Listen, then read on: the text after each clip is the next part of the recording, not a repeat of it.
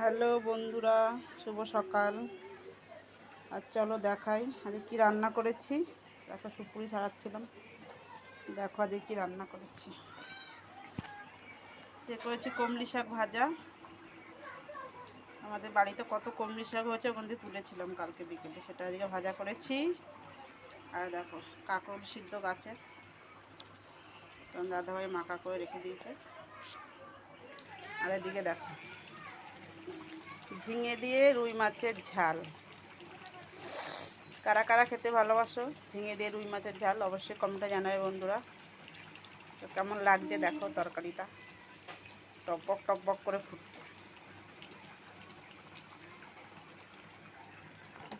আর এদিকে ভাত।